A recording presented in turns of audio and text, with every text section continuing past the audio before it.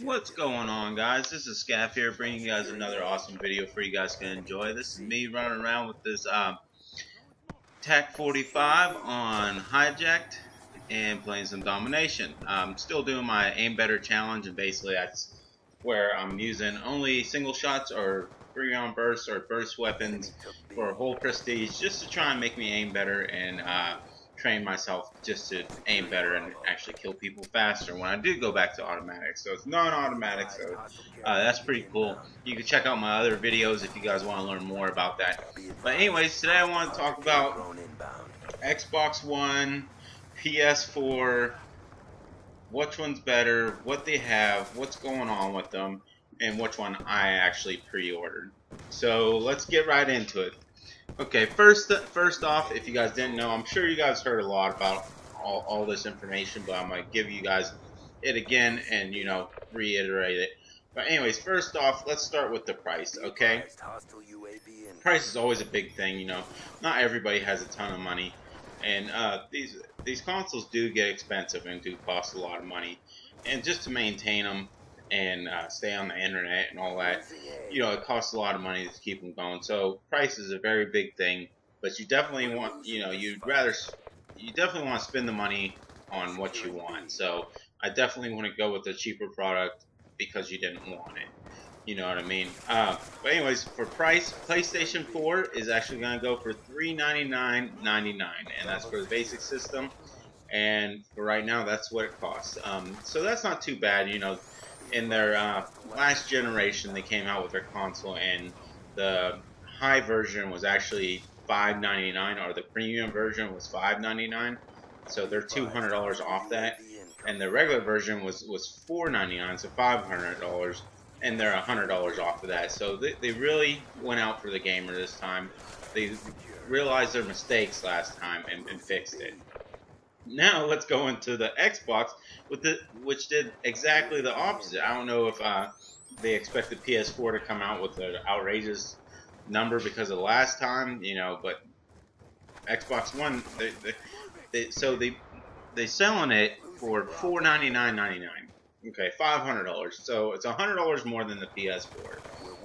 And in the last generation, they're way cheaper than the Xbox or the PlayStation 3. So they just did like a flip flop, and now they want to sell it for more. And a lot of people don't want to pay more; they want to pay less. And the reason you're paying more, I believe, is not for how much better it is than PS4. You're paying more because you're getting this Kinect, and a lot of people don't like the Kinect. I know I bought it when it came out for the Xbox 360, and I don't know why I bought it. I'm shooting myself in the foot still for buying that dang thing. I hate it. I never use it. It sits behind my TV, and that's about all it does. I hardly use the voice commands. I don't know about you guys, but if you guys are the same, you guys probably use it just as much as I do, and that's not at all. So they're making you buy this Kinect, which actually jacks up the price probably $100. So that's what you're paying for. You're paying for this Kinect, this stupid Kinect that probably only 10% of the people want. But anyways, let's move on. But get the system you definitely want. Spend the extra $100 if you can, if the Xbox One is what you want. So let's get into it. So they're both gonna have the DVD players, but they're both gonna do Blu-ray discs this time. I know last time around, Xbox 360 had a deal with the high def DVDs instead of the Blu-ray, and PlayStation 3 already had the Blu-ray, but Xbox One's going with the Blu-ray disc player this time. Okay, they both have a DVR, and how they're going to work, we don't know exactly yet, but that's awesome, for people that want to share their gameplay and everything.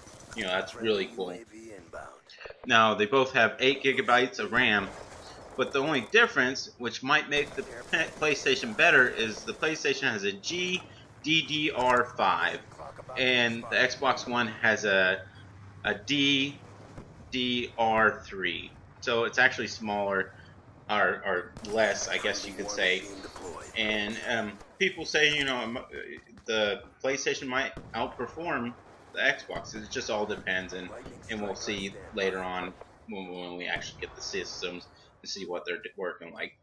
Okay, so they both have the AMD 8-core processor Jaguar. So they're both pretty much the same inside. They both should have 500 gigabyte hard drive. So that's really cool. They're gonna give you that much memory to work with, and none of this buying extra hard drives and stuff, which will save people money in that run. Okay, external storage. Yes, Xbox has a USB port. I'm sure PlayStation will have one too, but it's not confirmed yet. They're both gonna have a cloud. Now, mandatory game installs. PlayStation is not making it mandatory for you to install your game, and Xbox is, and that's basically where you have to install it in. But once you install it, you never have to put the game disc back in. But then once you install it, you are used up. It's like your token to use that game. It's already used up. Okay. Xbox required internet connection. PlayStation does not require internet connection, while Xbox does. At least every 24 hours it needs to check in with your internet, which is kind of goofy. They're going to check in on your internet regardless of what you say or do. If you're using your profile on another person's Xbox, they're going to check up on you every hour, which is kind of ridiculous. It's like you got your mom or dad looking behind your shoulder. So it's kind of just ridiculous. I think that's stupid. Use game fees. Okay, let's go into it. PlayStation 4, no use game fees. You can trade your games freely. They're not going to hold you back. Okay. Xbox One, yes, they are going to have fees.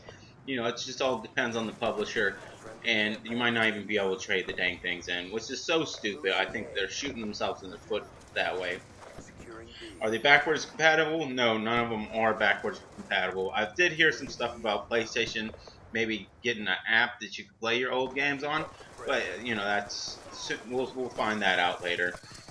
Okay, motion control, of course, you got the Kinect that you have to buy with the Xbox One, and of course, PlayStation is definitely going to have some type of motion control, probably the eye, or the move. So, they're both going to have that option, which is cool.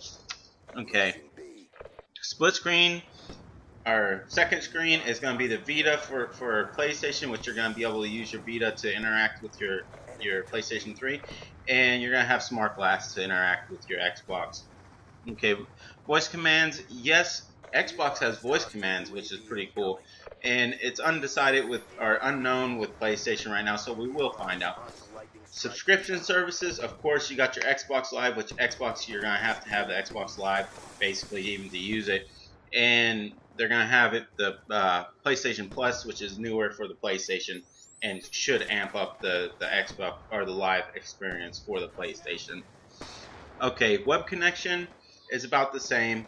You got Bluetooth with the controllers for PlayStation, which the Xbox is using Wi-Fi Direct, which is pretty cool.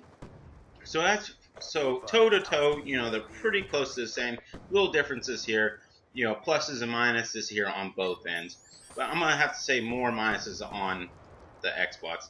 And by the way, I went to GameStop and I went to go order that Xbox One. And I walked out the store with a PS4 pre-order in my hand. So that's what I'm going with. Let me know what you guys are going with. Otherwise, hit the like button.